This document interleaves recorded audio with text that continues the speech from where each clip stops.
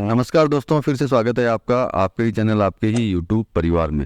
तो देखिए, आज हल्दी के ऊपर चर्चा करेंगे। इससे पहले भी मैंने एक वीडियो डाली थी जो आपको मैंने बोला था कि जो मेरा कैलकुलेशन बोलता है उस कैलकुलेशन के अंदर हल्दी में जो है गिरावट नहीं है।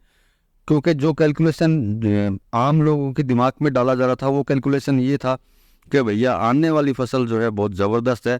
ये चीज़ बोल करके जो है पैनिक किया जा रहा था लोगों को, और उसी पैनिक के अंदर लोग नो डाउट आए भी होंगे और बहुत लोग घबराए भी होंगे।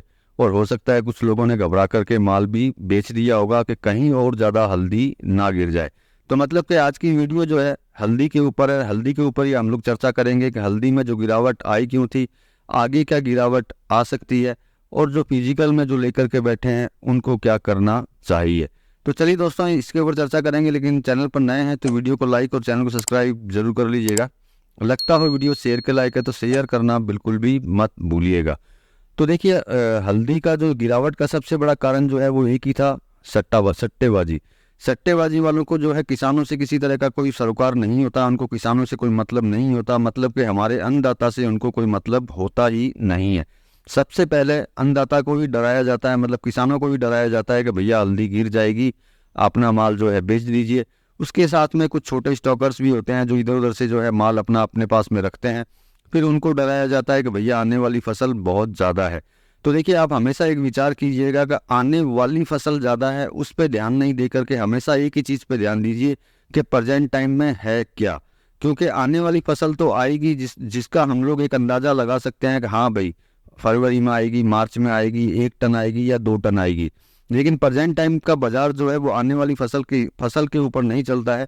जो प्रेजेंट टाइम में माल अपने पास रखा हुआ है उसी के ऊपर ही चलता है। सिर्फ पैनिक फैलाने के लिए, मतलब डर फैलाने के लिए ये बात बहुत ज़बरदस्त होती है कि भैया आने वाली फसल जो है बहुत ज़बरदस्त होगी। क्योंकि देखिए, सट्टेबाजारी के अंदर जो चीज़ आती है और सट्टाबाजी जो करते हैं उनको किसी भी चीज़ से मतलब नहीं होता, स्पेशली किसानों से कोई मतलब नहीं होता। और इसके अंदर सबसे ज़्यादा जो नुकसान होता है वो किसानों का ही होता है। ट्रेडर या स्टॉकर जो भी होगा वो कहीं ना कहीं किसी न किसी तरीके से किसी भी दूसरी कमोडिटी में भी कमा लेगा। लेकिन किसान के पास में ये हिम्मत नहीं होती है कि भैया आज उसने हल्दी लगाई तो कल कोई दूसरी चीज़ लगा करके वो पैदा कर लेगा। क्योंकि उसके पैदावार में एक समय लगता है, लेकिन किसी स्टॉकर के लिए पैदा करना कोई ज़रूरत नहीं है। वो एक खरीदेगा, दूसरी बेचेगा, दूसरी खरीदेगा, तीसरी बेचेगा। तो मेरे कहने का तात्पर्य ये है, आगे भविष्य में भी अगर इस तरह की चीज़ें फैलाई जाएं तो थोड़ा सा अपने दिमाग को यूज कीजिए। यूज करके उसमें विचार कीजिए कि भाई जो ये चीज़ बोली जा रही है उससे क्या कुछ हो सकता है या फिर नहीं हो सकता। क्योंकि अगर आप चाहे ट्रेडिंग करते हो या किसान भाइयों को भी यही बात बोलना चाहूँगा कि डर जाएंगे आप तो मतलब कि ख़त्म, आपको पैसा कभी भी सही नहीं मिलने वाला। और नहीं डरेंगे और उसके ऊपर विचार करेंगे कि भाई जो ये बोला जा रहा है कि आने वाली फसल ज़्यादा है या रेटिंग गिरनी चालू हो चुकी है, उन पे अगर आप थोड़ा सा विचार कर लेंगे कि ये रेट जो है गिर क्यों रही है, कारण क्या है इसके पीछे। अगर कारण का आप पता लगाना चालू करेंगे तो आपको अगर कारण का पता चल जाएगा तो आपको खुद को पता चल जाएगा कि मुझे माल बेचना चाहिए या फिर नहीं बेचना चाहिए। और ये जो मंदी चल रही है वो किस तरह की मंदी है, सही मंदी है या फिर गलत मंदी है। क्योंकि मैंने जो जितनी भी रिसर्च की उसके अंदर फसल भी जो है कमज़ोर दिखाई दे रही थी कि भैया फसल भी जो है कम है। क्योंकि सीड्स के भाव इतने ज़्यादा होने के बाद में जो कम किसानों ने लगाया, और जिन किसानों ने लगाया है वो सीड्स के लिए ही लगाया है। मतलब कि वो उस हल्दी को निकाल करके बेचेंगे नहीं, वो उस हल्दी का सिर्फ सीड्स ही पैदा करेंगे। तो वो कैलकुलेशन में लेकर के ये आप लोगों को बोला जा रहा था कि भैया फसल बहुत ज़बरदस्त है।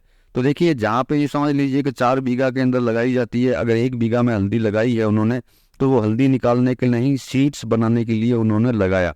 लेकिन इन्हीं आंकड़ों को जो है बीच में लेकर के बढ़ा चढ़ा करके आपको बता करके ये हल्दी में गिरावट लाई गई।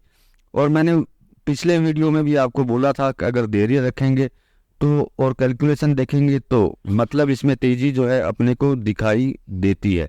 लेकिन देखिए, डर जो है, डर बहुत खतरनाक चीज़ है, और डर से अगर आगे निकल जाते हैं तो मेरे हिसाब से कोई प्रॉब्लम इसमें नहीं होती है।